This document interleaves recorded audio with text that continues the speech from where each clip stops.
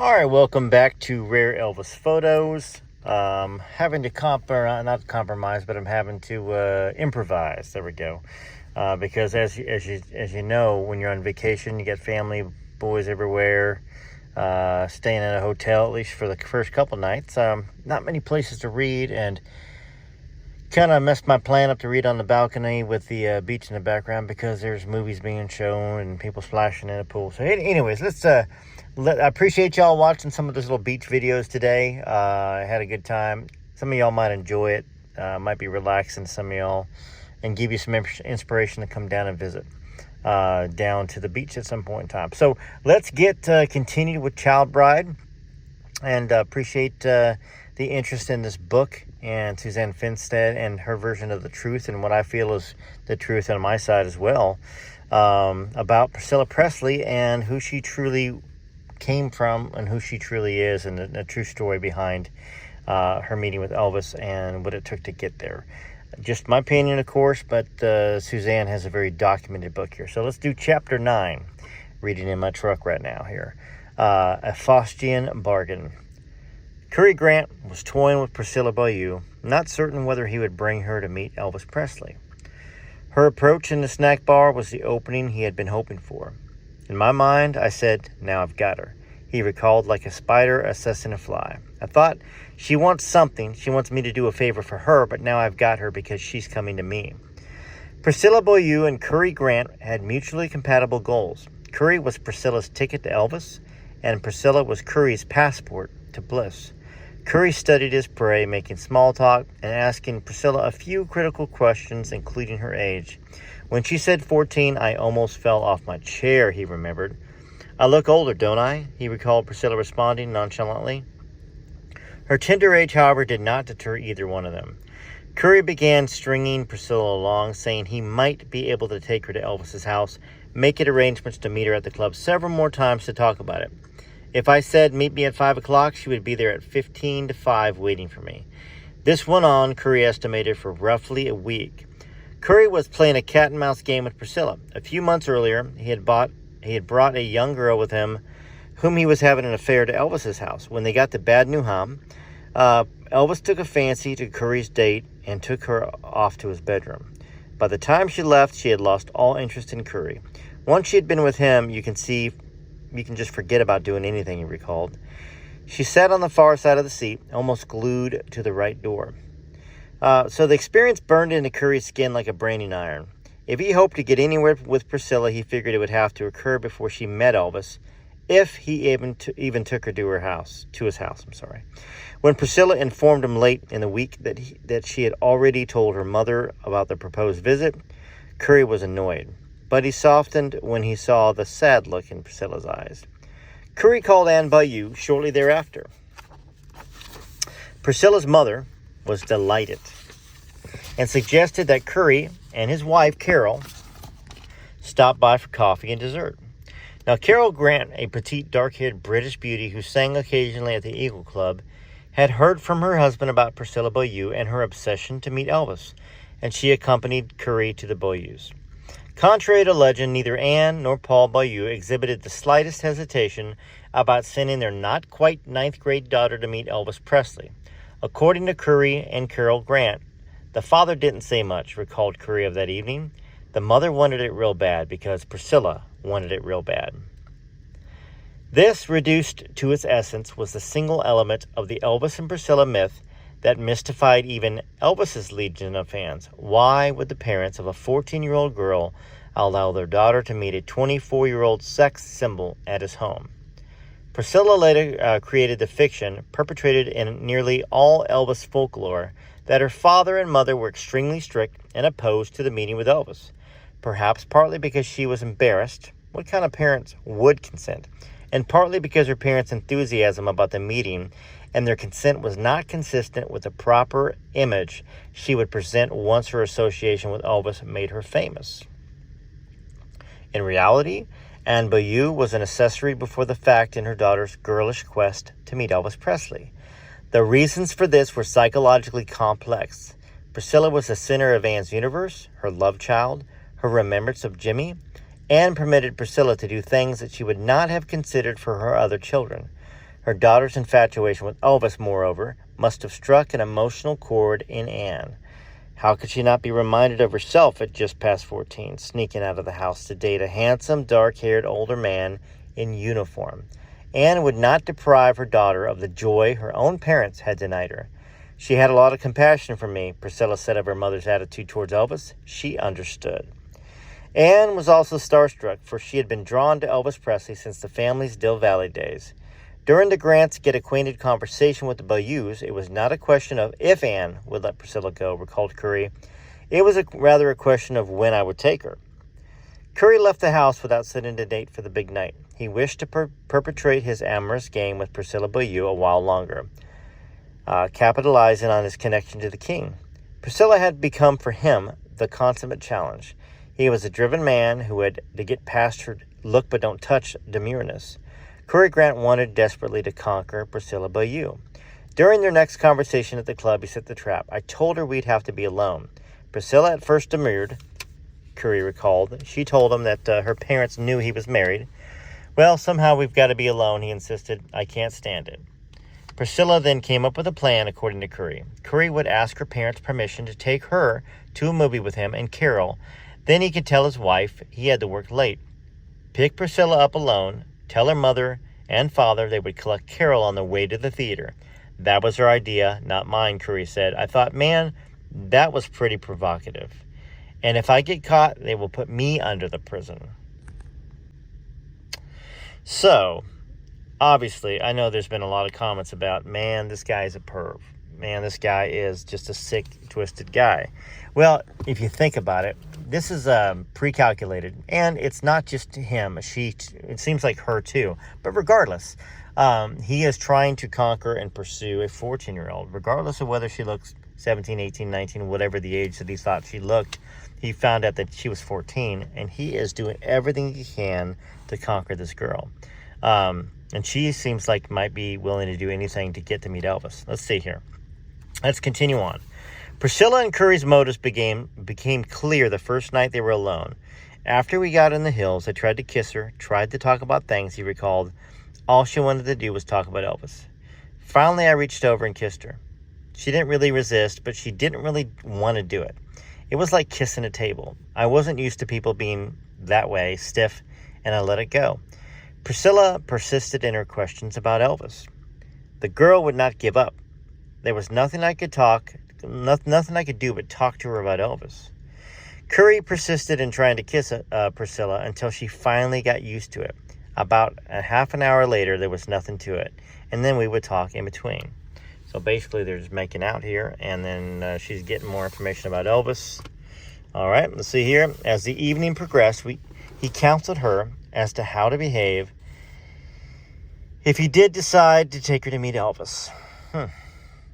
I'd seen him meet about 15 girls up to that point, and I saw him get turned off 3 or 4 of those girls. If you started talking too much, asking too many questions, it bothered him. I advised her not to talk too much, to be very quiet and demure. Don't tell him how much you like his records, his movies. Just be quiet and let him ask the questions himself. You answer the questions and you'll get along with him much better. That first evening ended on a note of frustration for both. I was a little disappointed, declared Curry. She probably saw this because at the end I wouldn't even touch her. I knew she was too stiff and embarrassed and shy, and I didn't want to make a fool out of either one of us, so I just let it go. But she was ready to go out the next time. Curry did not mention Priscilla to Elvis during those first weeks and days when he was setting the stage for his own seduction. He was aware that the rock and roll star was attracted to a younger woman, or younger women. Earlier that year, Elvis had become involved with a 16-year-old Brigitte Bardot lookalike from Frankfurt named Margit Bergen, and he began dating a young German girl named Heili Premiel in August. Margit Bergen had aborted Elvis's child a few months before, unknown to Elvis, an experience that nearly traumatized Bergen, who was a virgin when they met. Although Elvis was interested in younger women, Curry was not certain he would like Priscilla because she wasn't passionate, and I wasn't sure that EP would go for somebody like that. All right, so let's talk about that for just a second, because we're talking about Margit Bergen, who out there in Elvis land has heard about Margaret Bergen? I have. Now, that being said, I don't know if I've heard about her aborting Elvis's child a few months before in any other source besides this, but it could be in Last Train to Memphis and some other books like that. So let's have a conversation about that. It does say unknown to Elvis, that who was a virgin when they met. Did Elvis know she was a virgin? I don't know. Elvis seemed to not really want to touch somebody that's a virgin, right? So maybe Margaret Bergen did not tell Elvis that she was a virgin, and therefore, well, he didn't know that he was taking her virginity. But just that's an interesting interesting part of this book, because it does come from Curry Grant, I believe, the information, unless it's sourced from Suzanne Finstead. So anyway, so Curry was not certain he would like Priscilla because she wasn't passionate, and I was sure the DP would not go for somebody like that. He also had misgivings of her age. 16 was one thing, 14 was quite another, and he still had designs on Priscilla himself. So he's basically saying, hey, I'm pretty sure Elvis isn't going to mess around with a 14-year-old and do things with her, but Curry was willing to. He was willing to do things with Priscilla, and let's see where this goes. In her desperate mission to meet Elvis Presley, Priscilla had fallen deeper into Curry's web, a dangerous spot for any 14-year-old girl. By his own admission, Curry was taking advantage of his connection to Elvis, using himself as bait to Priscilla to fulfill her fantasy of meeting the rock star. Oh, absolutely, Curry confessed. I will not deny any of that. All the guys around Elvis would say the same thing. They get the leftovers that Elvis can't get to or doesn't want. I've done it many times myself. I'm not bragging. I'm just telling you what the facts are. He felt guilty fooling the Bayous, Curry later admitted. I felt really bad, but I wanted Priscilla to be with her more. Curry and Priscilla parked in the hills a second time, using the same movie subterfuge, sometimes that late summer or early fall. These rendezvous were their secret, and secrecy was a concept with which Priscilla was intimate. In Curry's words, I told her several times, whatever we do or say always stays between you and me, and she agreed. Priscilla, according to Curry, would have done anything to meet Elvis Presley. By their fourth encounter in the hills, she had given herself sexually to Curry. It actually started getting better on the third, he remembered, but she did everything humanly possible to please me the fourth time. It was then that Curry made his decision to bring Priscilla Bayou to meet Elvis Presley. I felt sorry for her because she had tried so hard to please me, had done everything that we needed to do. By the end of their lovemaking, Curry told Priscilla that he would take her to Elvis's house, and she became a little aggressive herself.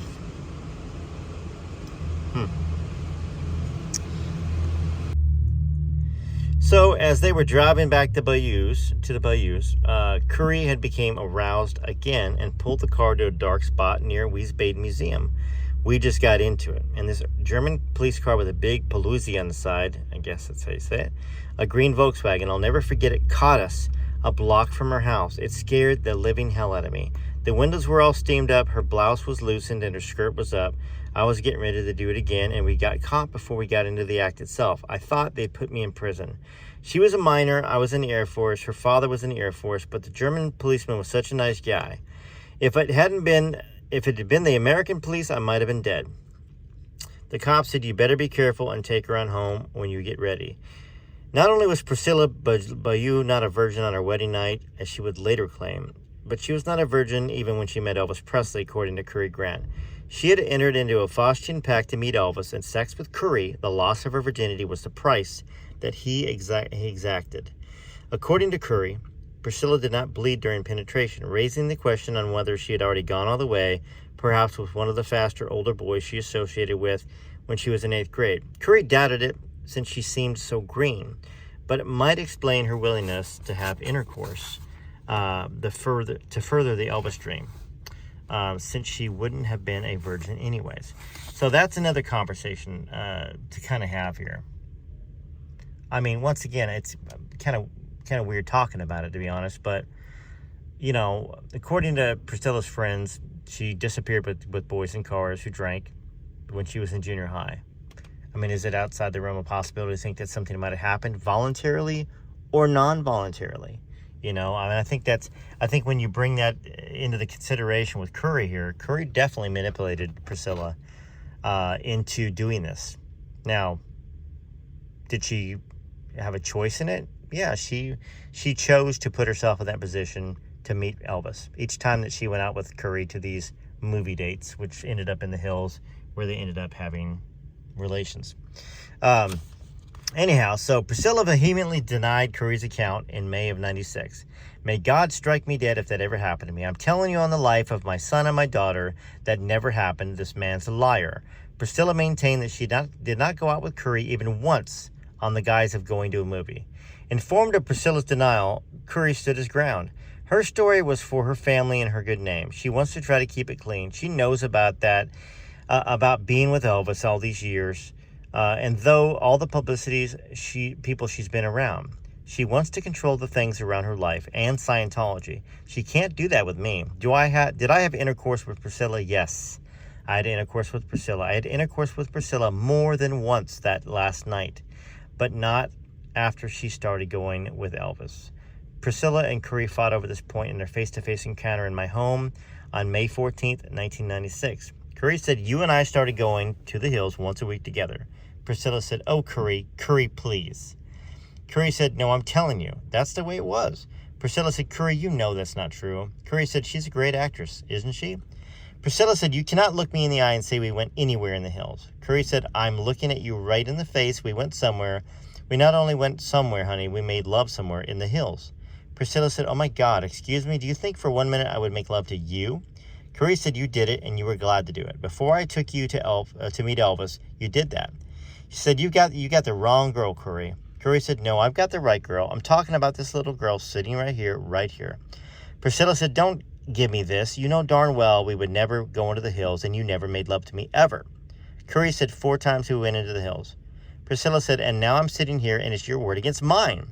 "The last one was the main one," Curry said. "That's the reason I took you to meet Elvis, because we did make love." Priscilla said, "Oh my God, oh my God."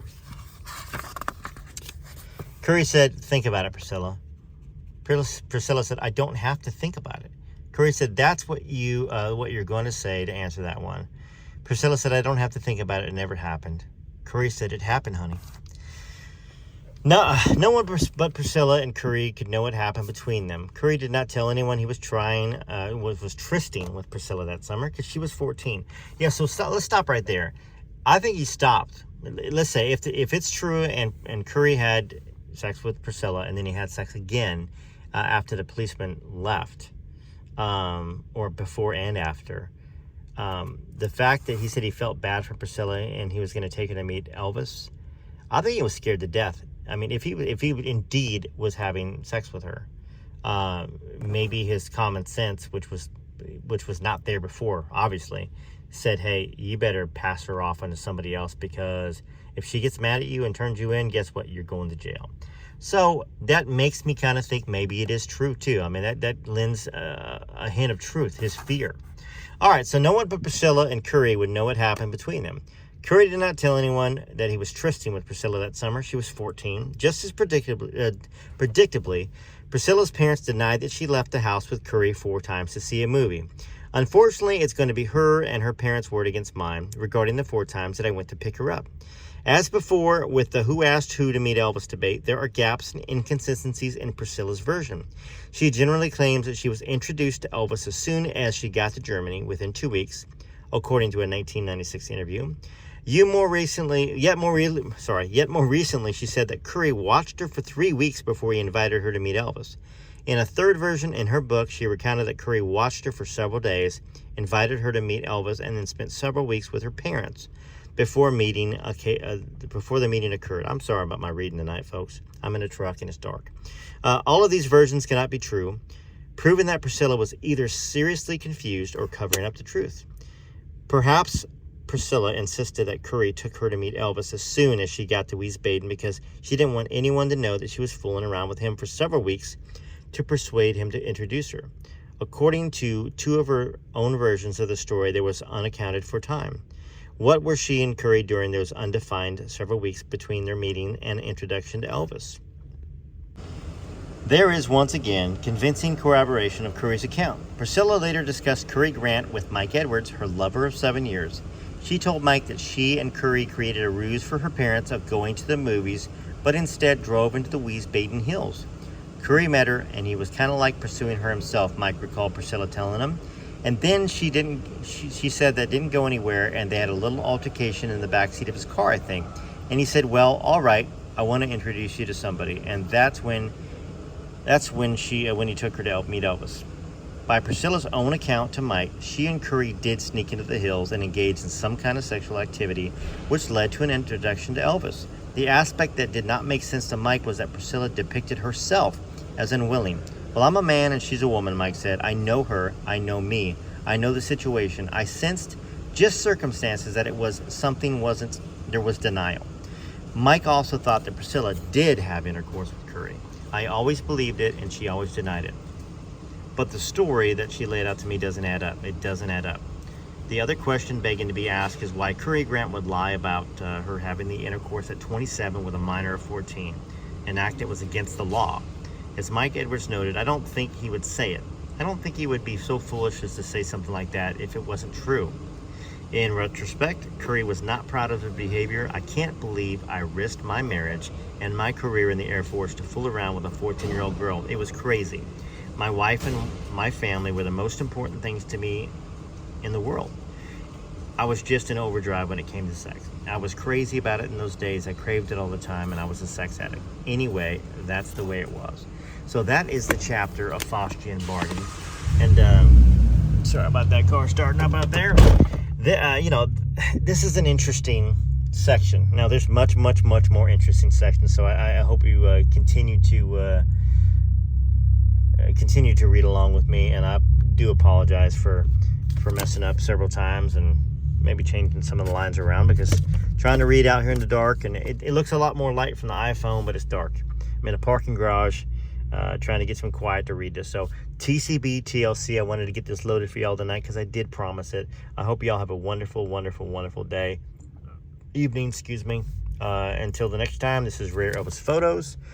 Like, subscribe, check out my other series. Click on Rare Elvis Photos underneath the video. You'll see the podcasts of the other books I'm reading and some of the other playlists. All right, take care of yourselves. Till next time.